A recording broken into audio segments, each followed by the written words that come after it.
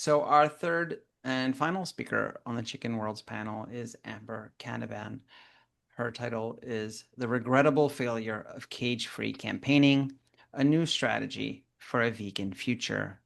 Amber Canavan is Associate Director of Vegan Campaigns at People for the Ethical Treatment of Animals, where she focuses mainly on helping animals used for food. Her victories include persuading Costco, Target, and Albertsons to stop selling coconut milk sourced from brands that used forced monkey labor in Thailand, compelling Starbucks, Dutch Brothers, and other coffee chains to drop a vegan milk upcharge, and orchestrating the rescue of over 400 hens from a cage-free egg facility that was shutting down. She has worked on various animal rights legislation, including the foie gras sales ban that passed in New York City. Before coming to PETA, she was jailed for an undercover investigation and rescue at Hudson Valley Foie Gras. I turn it over to you, Amber. Thank you so much. I will try to keep my timing, and my co-panelists did such a great job that they already said so much of what I would have liked to say. So I am going to just fill in some gaps, and so excited for some Q&A time. I've been inside cage-free facilities. The hen who is on my screen right now is Rosemary. She was rescued from a cage-free facility here in Oregon.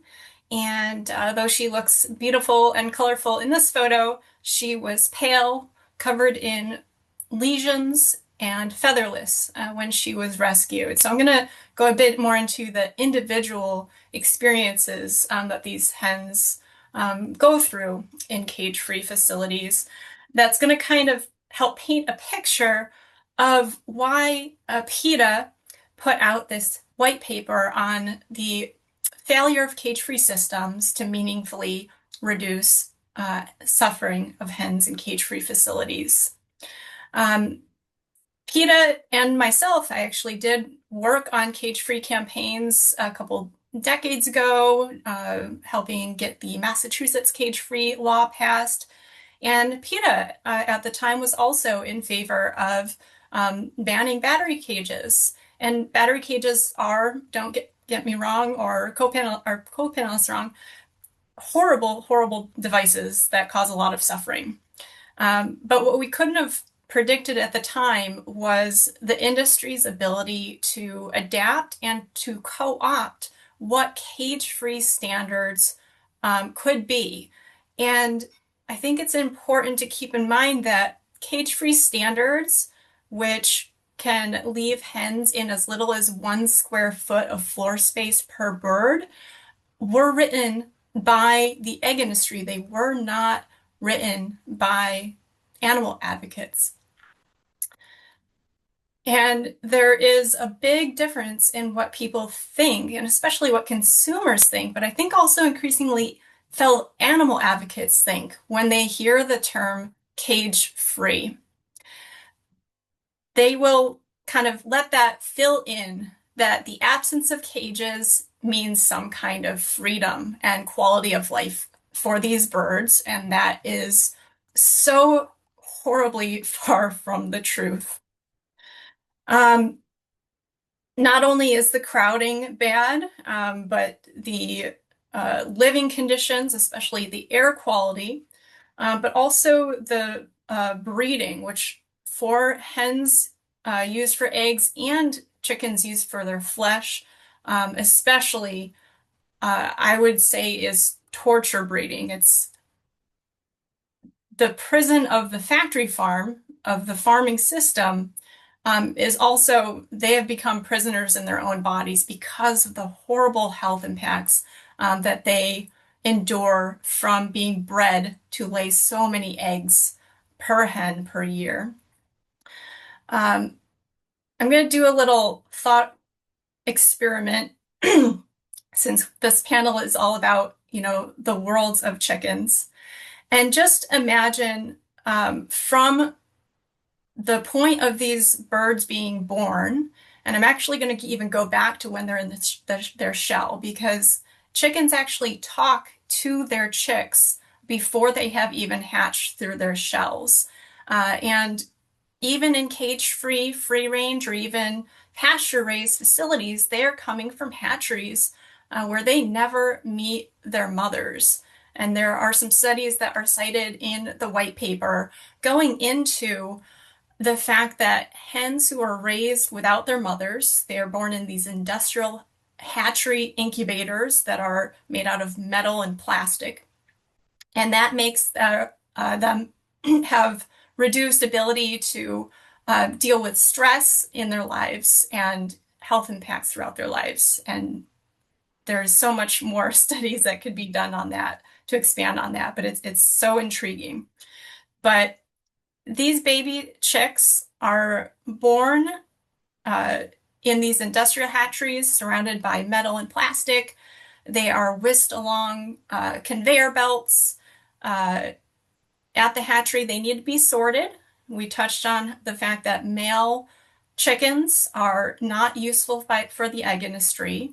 So that also does not change whether those hens are destined for cage-free, free-range, or pastured, or even the farm store down the road where they will end up being backyard hens.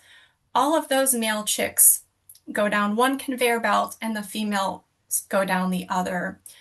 The males are either industry standards are to be ground alive, gassed, or suffocated to death. The females still can have the tips of their beaks cut or burned off. And again, that can happen for free range, cage free, or pastured. And they're put on trucks. They are raised until they're old enough to lay eggs, and then production begins. And that is the remainder of their lives, living wing to wing with other birds. If anyone's ever been to New York City or another place with very crowded mass transit, I've been on a very smelly, crowded subway car in New York City. And as I was inside a cage-free facility, I kind of got a flashback of what is the closest example of in my life that I've experienced to what this would be like to live in this every day. And a crowded subway car where everyone is stuck shoulder to shoulder. Maybe you need to get to water and you need to shove your way through so many other people who are probably cranky and also not happy with their living situation. They might be getting into fights around you. Fights are breaking out constantly. Hens are highly social animals. They cannot form a pecking order or social structures like they would be able to in a flock.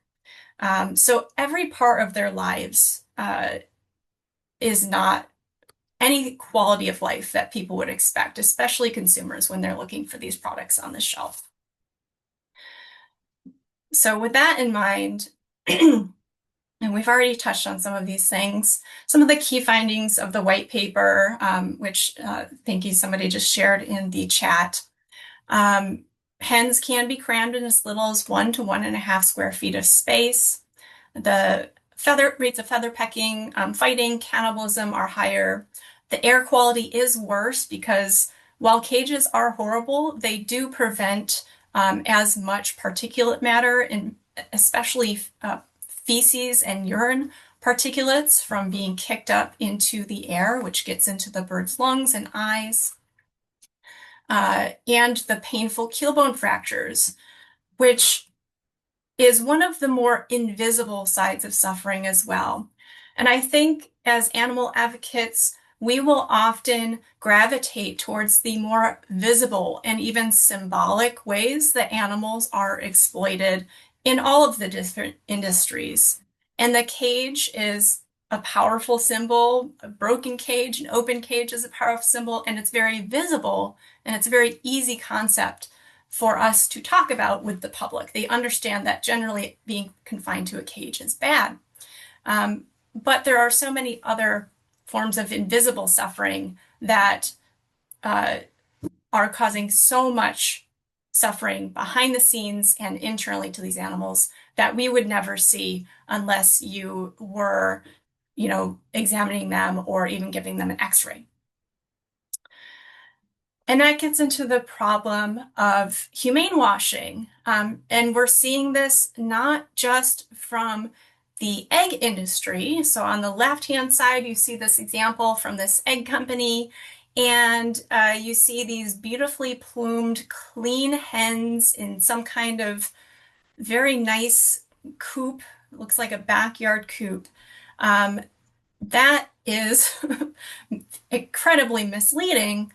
But then you also see animal advocacy organizations when they are promoting cage-free campaigns using these idyllic sanctuary type setting images when they are promoting their cage-free campaigns.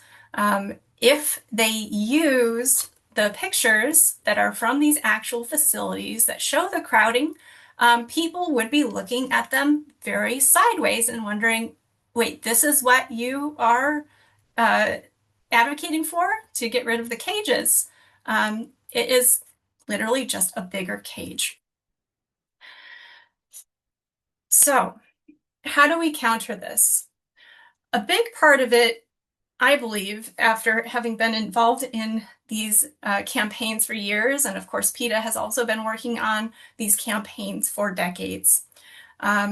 We need to stop repeating meat, dairy, and egg industry talking points that are trying to tell us that what we're doing is not working, that people aren't willing to go vegan, and that the world isn't ready for the change that we need to make for animals. We are feeding into self-defeatism, and we are literally repeating industry inserted talking points that they have gotten into the press. What's on screen now is just a couple of headlines from the past several weeks showing that there is hope out there. We are making progress as much as the industry does try to bury it and bury us and bury the animals' stories.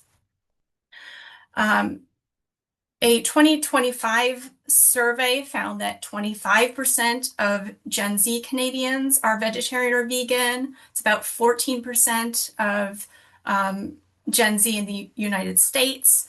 And another one that covered about 10 countries in Europe found about 16% of Gen Z are vegetarian, vegan, or pescatarian. And while those are just snapshots, the youth and young people we're very hopeful that the youth are going to be helping to lead the charge and change things. So that is another opportunity that we really need to be lashing onto as advocates. And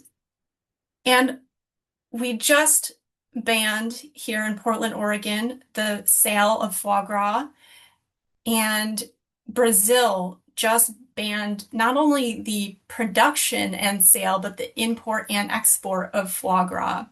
So while that is not only one specific subset of animal use and animal-derived products, it does show that when we push for the right thing at the right time, we can make huge, huge changes for animals. And that is also something that is giving me much hope these days, especially with my history of investigating the foie gras industry, which has gone in overdrive with humane washing, just like the egg industry is. So can we do the same thing with the egg industry as we have done with the foie gras industry?